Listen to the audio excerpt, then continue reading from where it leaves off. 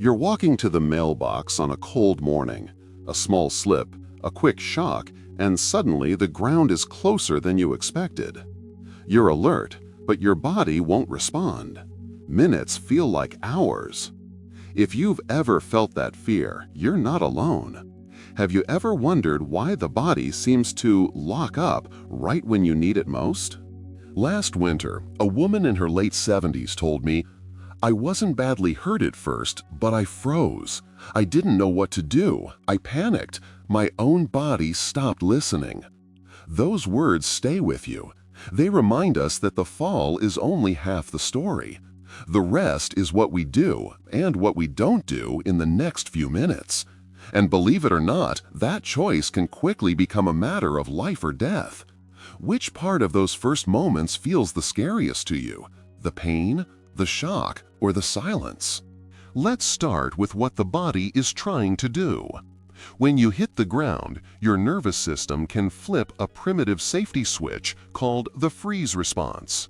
Heart rate slows, blood pressure drops, muscles go rigid. It's nature's pause button. In youth, the reset is quick. After 60, it can take longer. Meanwhile, your inner ear and eyes send mixed information, and the brain hesitates while it sorts the signals. That hesitation gap is where fear slides in and locks everything tighter. Have you noticed that even a small stumble can leave you dizzy longer than it used to? And what can you do to prevent a fall from becoming a tragedy? The first life-saving step is not movement, it's breath. 2 gentle inhales through the nose. 1 slow, long exhale through the mouth. Then repeat. This is diaphragmatic breathing, and it sends a message of safety through your vagus nerve, lowering adrenaline and letting muscles soften.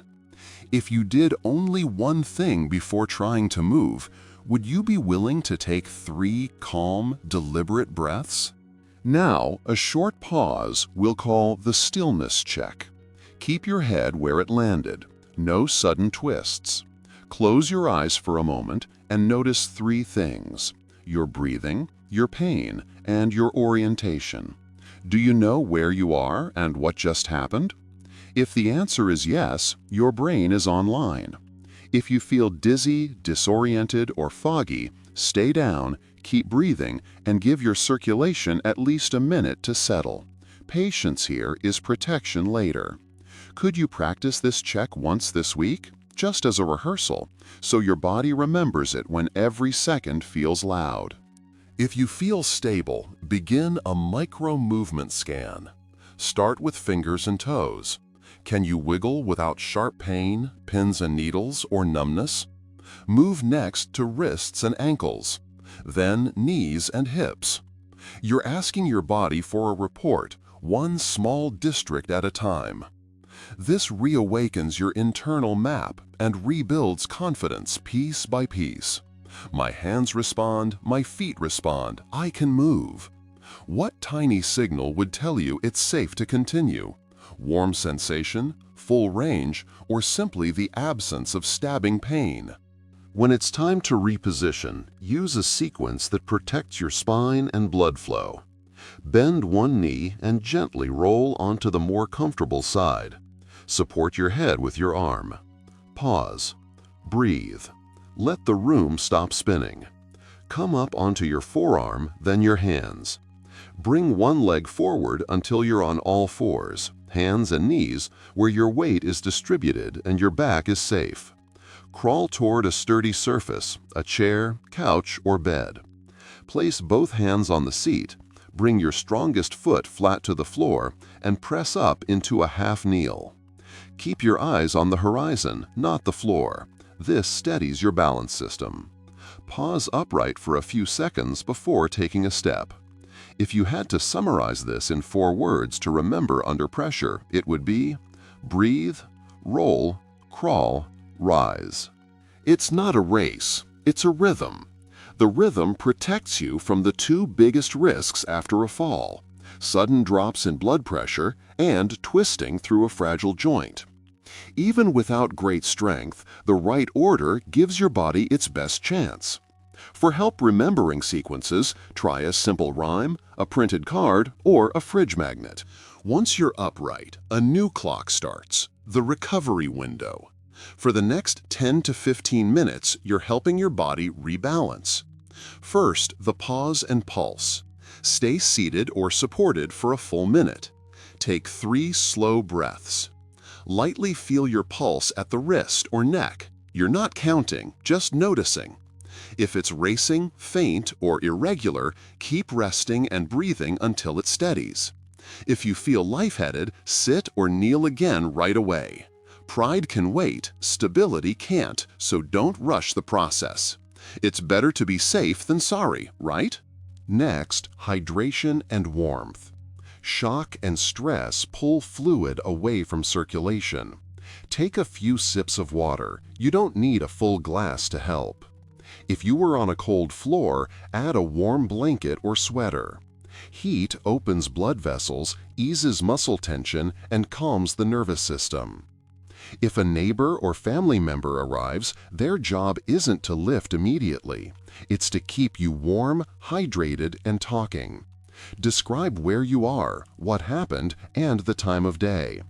Orientation talk keeps the brain engaged and prevents that slow drift into confusion that sometimes follows shock. Choose one simple habit to set up today: water, warmth, or words, and let it become your first layer of safety. Only after breath, pulse, hydration, and warmth do you decide about medical care. New headaches, vision changes, increasing pain, unusual bruising, or confusion deserve attention.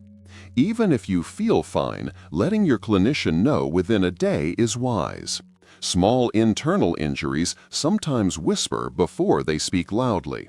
Keeping a short checklist card in your wallet with these things written at the top can turn confusion into calm, clear action when it matters most.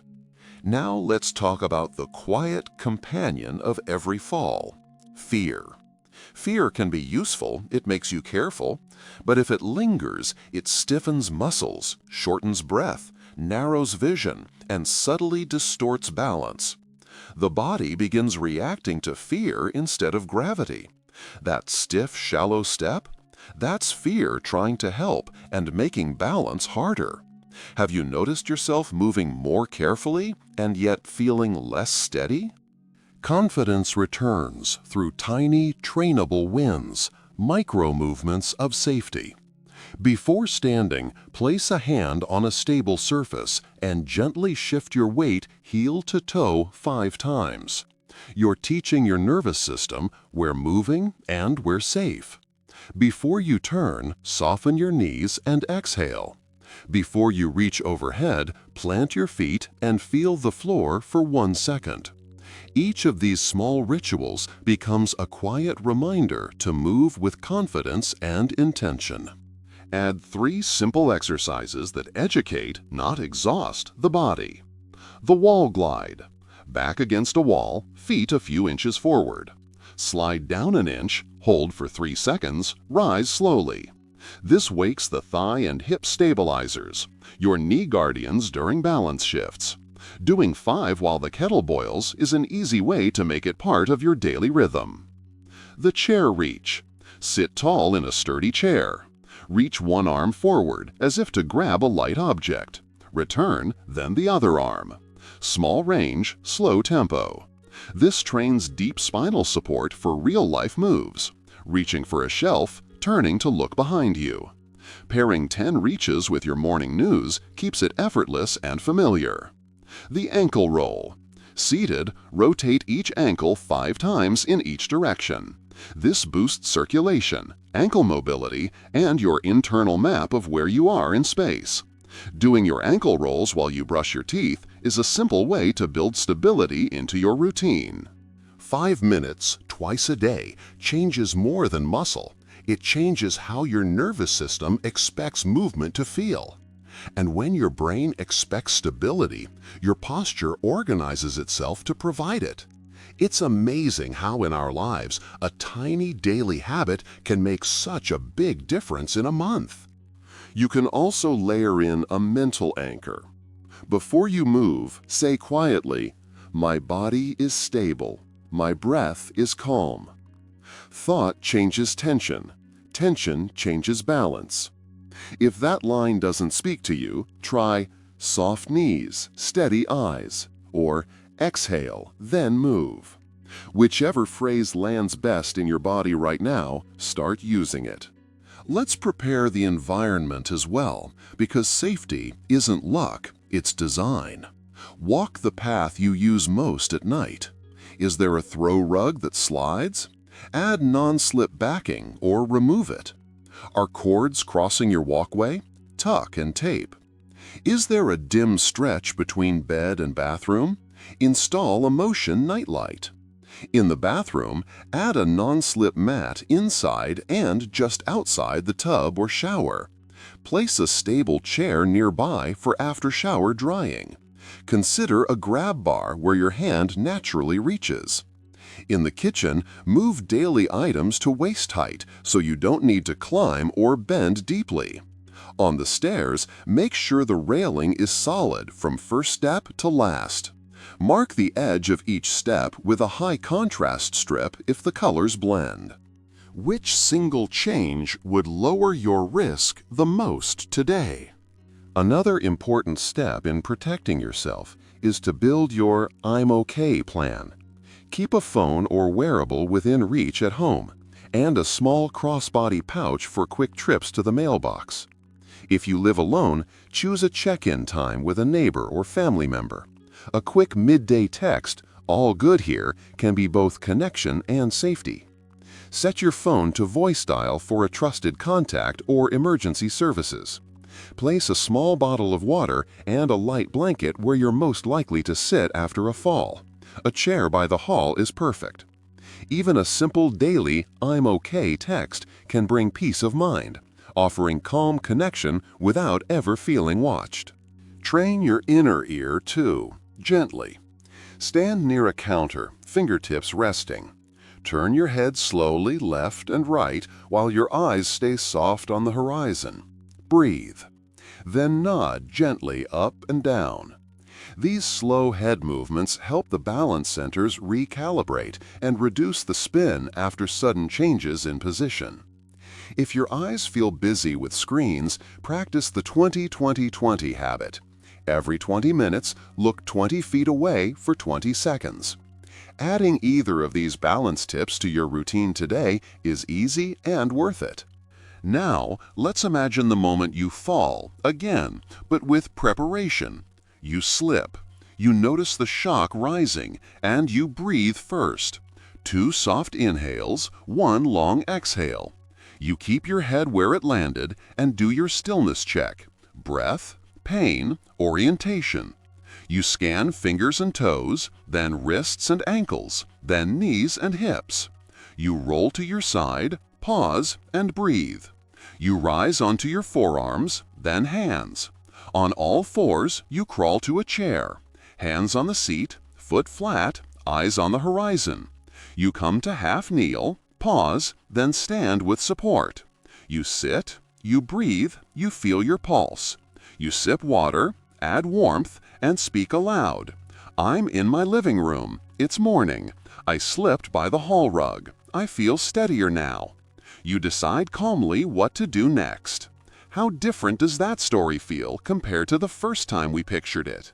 Now, something you may not be thinking about when it comes to a fall, for care partners and family, here's how to help without harm. When you arrive, resist the urge to lift immediately. Ask them to look at you and breathe with you. 2 soft inhales, 1 long exhale. Ask, "Do you know where you are and what happened?" If they can answer clearly and without slurred speech, proceed with calm. Offer a warm layer, bring water. Help them perform the roll and rise sequence instead of pulling from above. Support from the side, not the shoulders. After they're upright and seated, stay nearby for at least 10 to 15 minutes. Light conversation is medicine. It keeps the mind engaged while the body rebalances. If anything worries you, confusion, increasing pain, changes in vision, uneven pupils, new weakness, call for help. If you were the helper, what words would you want to hear right away to feel calm and capable? That's your template for helping when it's needed. All right, so let's return to confidence. After the bruises fade, fear sometimes remains. The answer isn't to push it away, it's to retrain it. Practice one breath before you stand. Practice heel to toe shifts before you walk. Practice the roll and rise sequence on a soft surface once a week so it's muscle memory. Keep your pause and pulse note where you sit. Do your wall glides, chair reaches, and ankle rolls while the coffee brews. 5 minutes twice a day. Confidence is not a feeling you wait for. It's a skill you practice. So what will your 5 minutes look like tomorrow morning? Now, a word about self-talk. Many older adults whisper, "I'm fragile," to themselves without even realizing it. Try swapping that story. I'm adaptable. Aging hasn't erased resilience. It asks us to practice it intentionally. Each breath before you rise, each smooth shift of weight, each calm pause after you stand, these are declarations. My body still belongs to me. Carry a phrase with you this week that reinforces that truth. A quiet reminder that strength lives in how you speak to yourself. If you've had a fall in the past year, consider a gentle confidence plan for the month ahead. Week 1. Practice breathe first and the stillness check once a day, even when you haven't fallen. Week 2. Add the roll and rise rehearsal on a soft surface twice this week. Week 3. Do your 3 exercises, wall glide, chair reach, ankle roll, 5 days this week, 5 minutes total. Week 4. Walk your environment with fresh eyes. Remove 1 hazard, add 1 light, and create your pause and pulse station with water and a light blanket. No matter where you begin, even if it's mid-month, starting today builds the confidence and rhythm your body deserves. Remember, falling is not failure, it's information. It's your body saying something needs attention.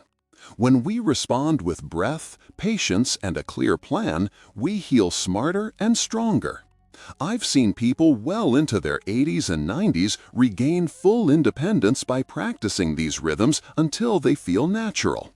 If your body could send you one message right now, what do you think it would ask for? More patience, more practice, or a little more preparation at home? Be sure to also remember, you are not broken. You're learning a new rhythm for an incredibly capable body. Breathe, assess, move when it's safe, balance, recover, and prepare. Then repeat, gently and confidently, until your nervous system trusts movement again. What small habit will you adopt this week to help your future self feel steadier? Every day is another chance to care for the body that's carried you this far. Keep learning, keep moving, keep believing in your own strength, because aging isn't slowing down, it's leveling up. If today's message resonated, take a moment to subscribe, leave a thought in the comments, or share this video with someone who could use a little encouragement. Because together, we're proving that aging well isn't the exception, it's the standard.